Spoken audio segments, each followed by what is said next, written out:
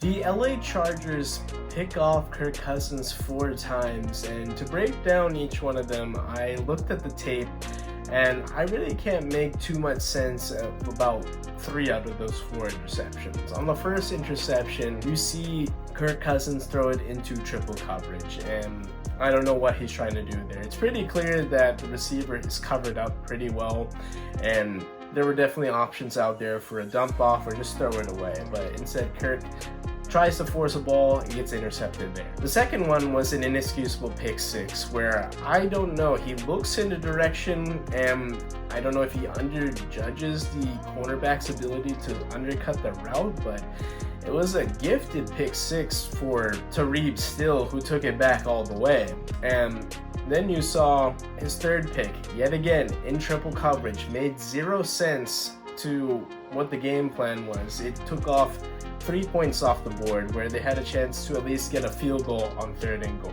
And the final one, I think that is the most excusable, quote unquote, that I can think of, where he's just trying to make a play, he's going for broke, and it's intercepted by Derwin James. Derwin James is one of the best safeties in the league, and he makes a great play on the ball. But we haven't seen Kirk Cousins play well in recent weeks. In this 3-game slide for the Atlanta Falcons, he hasn't passed for a touchdown, and he has thrown 6 interceptions in 3 games.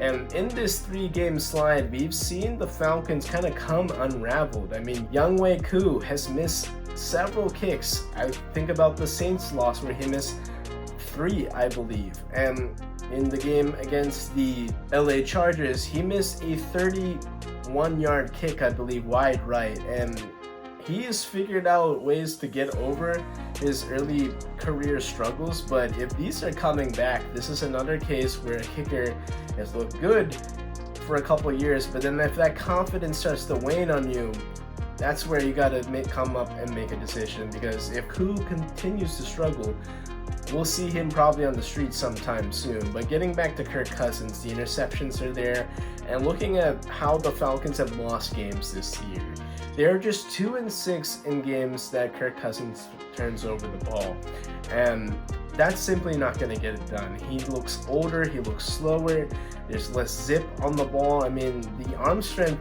clearly is starting to wane, and that's beyond an Achilles surgery. I understand that you generate maybe some power through that base, but it's also through that arm strength where it's coming in with the torsion, the speed, the shoulder, the rotator cuff area, where that's all part of having zip on the ball. And I'm just not seeing that from Kirk Cousins in this recent slide. I mean, they look great in late September through October. They swept the Buccaneers, and they were basically cakewalking at this point. But a 3-game slide, and now the Buccaneers, who have come all the way back despite missing their top 2 receivers for a significant time. Well, Mike Evans is back, and they're tied now. The only thing helping out the Falcons at this point is that they swept the Bucs earlier in the season, so they have the head-to-head tiebreaker. But their schedule doesn't get any easier. They do play the Minnesota Vikings next week, and that's probably their hardest game on their schedule. So we have a lot to learn with the Atlanta Falcons going forward. And if they don't come up with solutions fast, they will be missing out on the postseason entirely.